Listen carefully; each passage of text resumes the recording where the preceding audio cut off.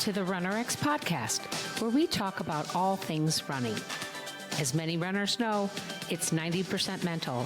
So join Coach Valerie and Coach Caroline as we go through the mental side of running.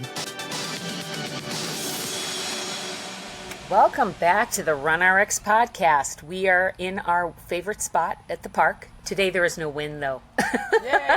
Sorry about the wind the last few episodes, guys. It's just really hard to edit that stuff out. But I thought the content was too good not to share it. So the girl that helps me with the show notes, she's like, oh, I wish we could edit out that wind. And I said, I think your earphones are too good. Maybe I just listened to mine on my other bad earphones. So again, apologies for the bad audio. It was really more about the conversation, and hopefully you enjoyed it. So I'm here with Coach Valerie, and we were just having a great conversation about.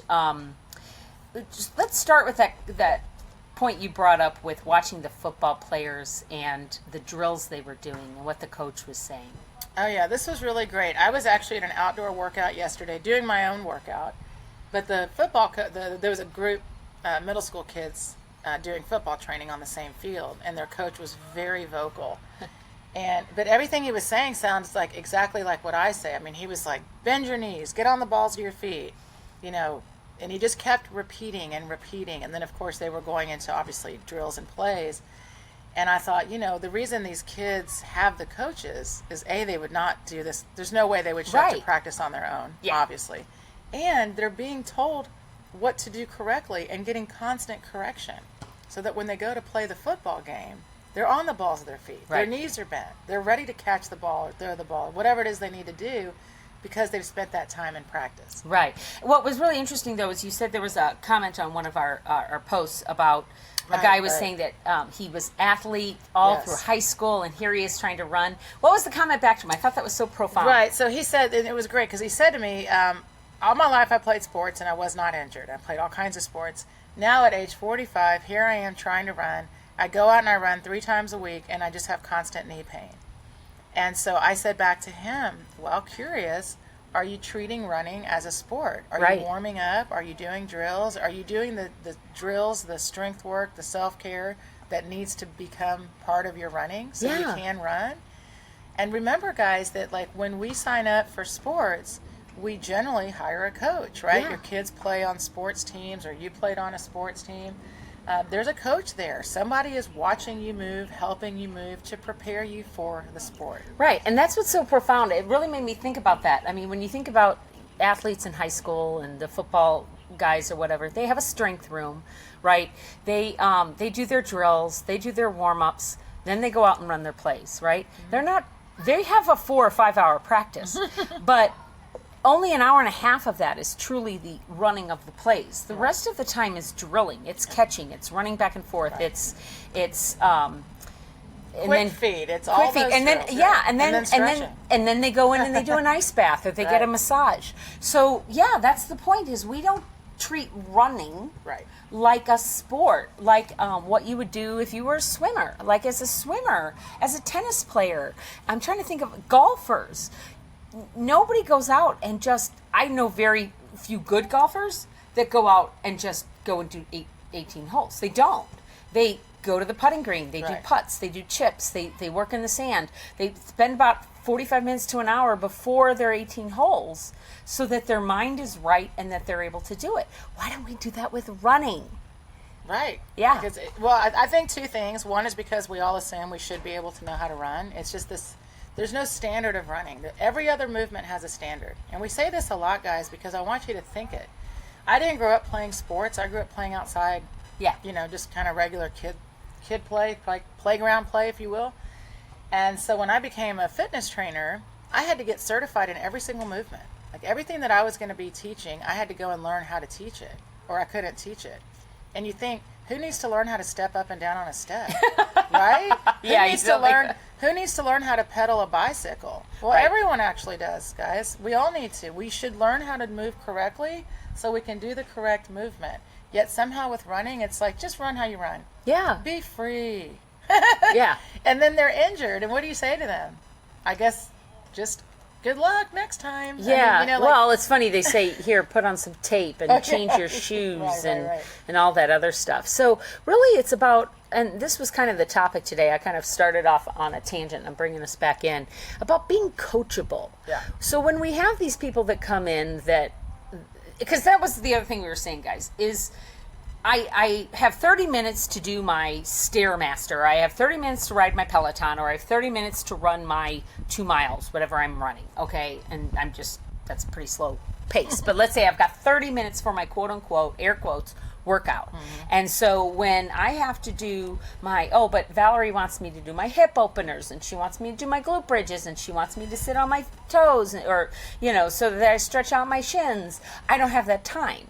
I stopped thinking that because I realized that it's like 2.5 minutes, guys. It's the time it takes me to run to go pee one last second before I get on. Right. Seriously, because as a 55-year-old woman, if I just see a toilet, I go, I better pee now, right? So anyway, my point is just that it's 2.5 minutes. It's maybe 3 minutes tops, and that 3 minutes doesn't have to quote unquote get taken away from the 30 minutes on my Peloton. It adds to it in a wonderful way. Right. It means that 30 minutes on the Peloton, I can actually stand longer, right? I can do my workout in a better form. I don't get pain. I don't have butt aches on when I'm biking. I'm just trying to think of things how it adds to it. And the same with your running. If you just leave 2 minutes earlier before you get to wherever you're going to go. Or do it at home before you get there. I tell people all the time, like, here's the other struggle, right? In our running culture, the running volume is really all that you get accolades for. How far did you go? How far did you go? How far did you go? That's all anybody cares about. How far did you go? So we're so set in being like, I want to make sure I get every little, mile or whatever on my Garmin so I can put it up. Yeah. for my or results, Strava. Or Strava, whatever. And it's the same thing. What was the quality of your run? And the reason, and it goes back to coaching, like if you actually, to recognize, like most people don't do coaching for running because they're like, why would I get a coach? Right. Right. I can go to meet someone to run for free. I just need a pair of shoes. Running should be free. Like this is what I've heard over the last 20 plus years of coaching of why people are kind of against getting a running coach. Yet they'll pay for personal training. Right. Oh my gosh, they'll pay for personal training. And they'll pay for, a gym membership. And in any of these other situations, you're fully expecting the trainer to show you exactly how to move. Right? It's right. like what you're expecting. Yet running, which has the number one injuries of any other movement, and we're like, no, I don't need anybody to help me, I'm good. Well, and it's so much a part of all the other sports. Yeah. You know what I mean? It is. I do have to run around if I'm playing tennis. I do have to. Triathletes, if they're going to do. Let's go with just sticking with the running community. Running community, right. If most runners that also say do triathlons, they get a swim coach, they get a bike coach, and they're proud about it. Mm-hmm. And the other people go, oh, smart, go get your bike fitted. That's what everyone does that rides bikes, right? For running, what do? You get shoes. Yeah. And that's it. Then maybe you go, and that's the other bummer for someone like me who's been trying to help people for 20-something years and has just trained and studied for so long for this. And now it's like you can go to any running shoe store. If they have a treadmill, they'll stick you on a treadmill and tell you what shoes to wear. Right. And that's what you guys have to understand is, and don't get me wrong, I've done the treadmill gait analysis. I've done that stuff before. They're looking at what shoes and what orthotics to put you in. That's it. And shoes and orthotics are necessary so your feet don't get injured on the cement or on the glass. But restricting the movement of your foot does not strengthen your foot. And that's what we're trying to also share with you. So how do you, so by the time somebody comes in, they've been sitting around, they've been doing their stretches, they've been getting their shots, they've been going to their PT, which is great. They're adding their work from the PT, right? They're adding possibly, in most cases it's amazing, they're adding hip openers and glute bridges, which is what the PT gave them. But all those clams. They come in and they'll say, I'll come in when I'm not hurting anymore. I'll come in when I'm not injured. So they're not really being coachable. And then they come in with all of these bad habits just totally reinforced. How can, if I'm a runner and I'm out there and maybe I'm injured, maybe I'm in PT and I've been following you for a while, how can I come in if I'm injured? How can I come in and be coachable? How would you treat that thought process that I need to be well before I can take on learning how to run? I understand the challenge for sure. I guess because obviously I'm the coach, right? So how would I come into my own program? Well, I see it as like, I don't want to be out from running. Right. So my thought would be, I want to get back to running. And I would love to talk to someone that has the belief that I can get back to running. Yeah. And that's where that's where we really help you in the beginning. So like, for example, someone reached out to me just 2 days ago, IT band issues, plantar fasciitis. She's gotten a shot. She's got a PT, doing all her, clams, all that stuff. But then when she goes back to running, she's still hurting. And so here's the challenge. They're not your running coach. Like, only if someone that knows how to teach running can help you with your running. Right. And if you were going to go into the gym, for example, and take, I don't know, a boot camp or whatever class there was, wouldn't you expect the teacher to be able to teach you the correct movement? Right. You just have that expectation. Well, many runners, by the way, don't go to the gym. So that's that's another good conversation. Yeah. So one, they don't think of having a running coach because it's not traditional. Mm-hmm. And most people, when they're injured, if you go to your friends, if you go to the running shoe store, they're going to give you some kind of advice like, ooh, do this stretch, or put ice on it, or here, put a water bottle in the freezer and roll on it. I mean, you can get 1,000 responses. Like, we see this all the time on Facebook, right? Someone has a running injury, and 500 people will respond to what they did to get out of their pain. No one is saying it's how you move. Actually, I used to, and I had no friends. In the culture, so somehow we think it's us, and all we have to do to fix us and our running is, I just need to stretch more. I just need to do this more. You see what I mean? So then it becomes this like never-ending cycle of you're stretching and stretching and stretching. So yeah, your hips a little more flexible, but you never changed how you move. Right.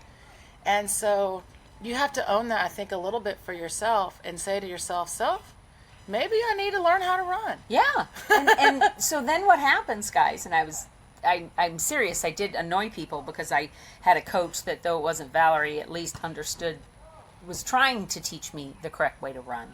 So when I would go running with my group and I would hear them flap, I would hear their shoes just like smack the ground, or I'd hear the shuffle. It would make me crazy. I couldn't run with my running group anymore because my goal was to sound like a ninja, right? Yeah. I did not want to hear my step. Right, I wanted to be able to be quiet when I ran. I mean, think about ninjas there. Like, that's the whole point. But just realize that no one's thinking like that. No. Here's the challenge. So, like yesterday, this woman that is a friend of mine, I met her. She was 6 weeks out from the Houston Marathon, and her knee hurt. So the PT said to her, ride the bike. Okay, how is riding a bike going to help me run a marathon? Right. It's just not. So the fear is, of course, I'm missing my cardio, I'm missing my cardio, I'm missing my cardio. Well, the reality is if you're not running, who cares how much cardio you have? You don't know how to run. Right. I go, you can't sit on a bike for 6 weeks and think you're going to go run a marathon. Are you out of your mind? Isn't that even going to cause more? I would think that would. It's not going to cause a problem, but now I'm just getting better at riding a bike. Oh, okay. So if my goal was to ride a bike, then great. Then great. Go ride a bike. You understand? They're just transferring your movement to another movement. They're not correcting the movement that caused the problem. Right. This is what I'm telling you guys. She ran the Houston Marathon. She did not hurt her knee, okay? Yeah. But I had her because of the fear of the cardio. I understand that. I'm a junkie too. So fine, ride the bike, but it's not going to help me run a marathon because I'm riding a bike. It's nothing to do with it. Okay? So this is important. So I spent 6 weeks with her teaching her how to run. Yeah. Using things like running drills, using a band so she could run in place and offset her body weight. If she needed to offset more body weight, she could use 2 bands. You guys can come into the RunRx program injured because, especially in the beginning of the program, there's no running because you're learning the movement of running. Right. Right? So keep in mind that if you need to stay stationary even in the first 2 or 3 weeks, you simply can. On the other end, if you're not injured and you're just coming in to get better at running, you can absolutely keep moving because we're teaching you movement. So we know how to do that. What you need to do is have that mindset of, I am ready to own my run. Yeah. And be better at running. And I want some, and be okay with, like, take your ego and leave it away. That's because, key. But by the way, no one had told her. You see what I mean? She was sitting there like doing the rite of shame, she called it. Because I said to her, I'd never met her in my life, by the way, and I try not to do this, but when I walked into the fitness center, she was riding the spinning bike, and when I was leaving, she was still on it. So I said to her, wow, you must really like that bike. I've never seen someone stay on it on purpose. Yeah. And she's like, no, I don't like this bike. I have a knee injury. And this is the conversation. Well, yesterday she sent me a text. A friend of hers had sent to her and said, I've got my marathon's coming up in 3 weeks. I just tried to run 5 miles. My shins hurt every step. She goes, I'm going to take this week off and try for 20 next weekend. And she sent it to me and she said, oh my gosh, what do I say? Yeah. Because guys, think about it. How does that make sense? Every step I took, my shin hurt for 5 miles. So I'm going to do nothing for a week and then hopefully I can run 20.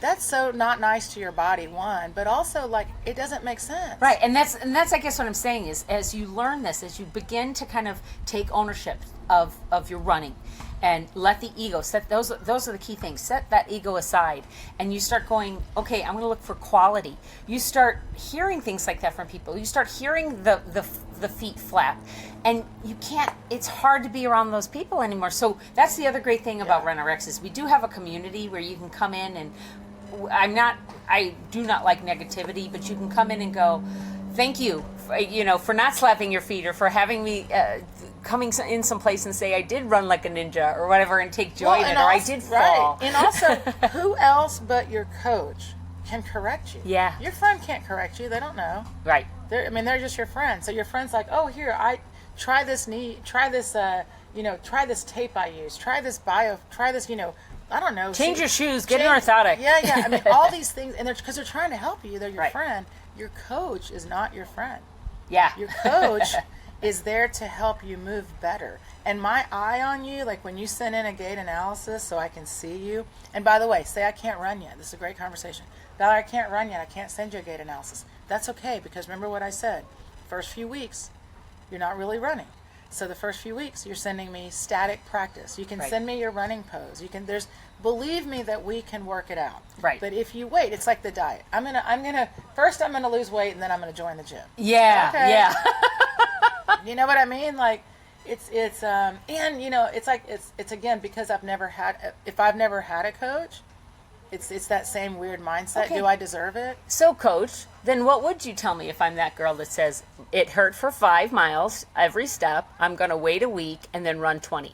Be my coach. What would you say to me? So then I would say to her, well, A, you're not going to run 20. That's first of all. But we're not going to also not do anything. We're going to spend the entire week doing one, self-care for your shins. So I'm going to give you some good stretches for the shins. Then we're going to do some static practice with short movements. Okay. Meaning like you're going to use your driveway. You're going to use the length of your yoga mat. Okay. Everybody has like a mat, right? Right. And I'm going to give you strength exercises and skill drills, again, that you can practice in place. And then we're going to progress even throughout the week on a little bit of distance. Mm-hmm. When you can run for 5 minutes and you're not in pain, then we're going to go back up. Okay. Not maybe to 5 miles. Right. But we've got to get you a little bit out of the pain. Right. And then you have to understand why the pain is happening. So I will film you, first of all, so I can show you. Yeah. Here's the movement pattern that you have right now. Here's why it's hurting in the shins. Right. Here's what we're going to do to get you out of that movement pattern and out of pain. So what about her marathon in 3 weeks? Would you have her run it? Would you have her... If she can in the next couple of weeks, like if it's just a shin splint, guys, we can get you out of that.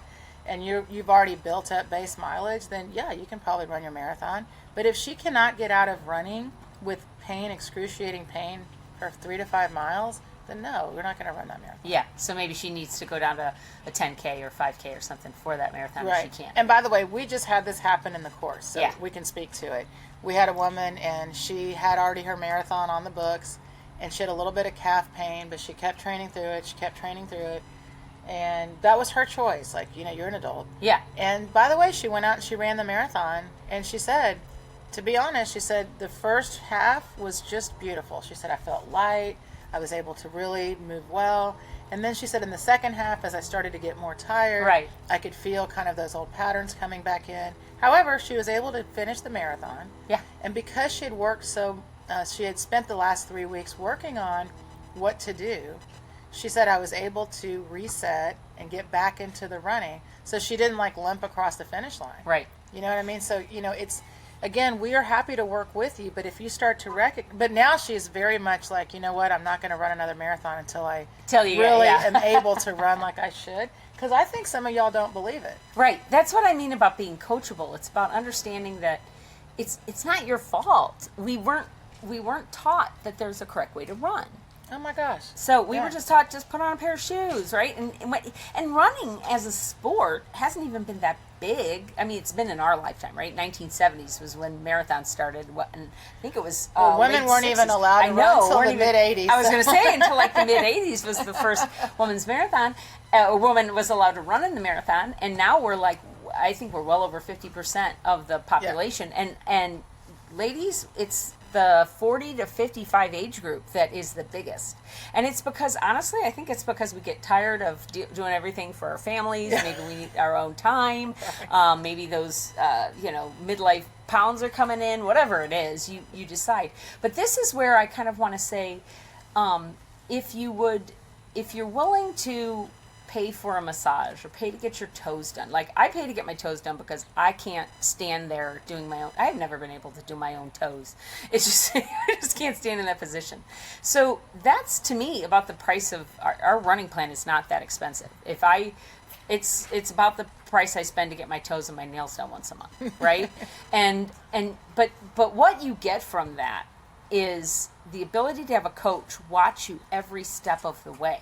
Watch you in your pose, watch you in your drills, watch you in your squat, watch you in your lunge. Right. Because hold guys, you accountable. Hold you accountable. And that doesn't mean she's gonna say, hey, I haven't seen you in a while. But if she hasn't seen you in a while and you come back and say, oh, I got injured and so I sat out, well, why didn't you come and talk to us? Right. So let's just end with that we would love to see you in the membership. But at the same time, whatever you're doing with RunRx, whether you're listening to the podcast, doing our YouTube channel, following her on Instagram, be coachable. Let go of the ego and realize that there is a standard of movement. And if you're following us, you're drinking the Kool-Aid. So take a big chug, go do your hip openers and your glute bridges and your toe touches. And practice your fall. Have a good one. Thank you for joining us on the RunRx podcast. If you'd like to know more, join us at www.runrx.fit. And if you have additional questions that you'd like answered on the podcast, email us at support@runrx.fit.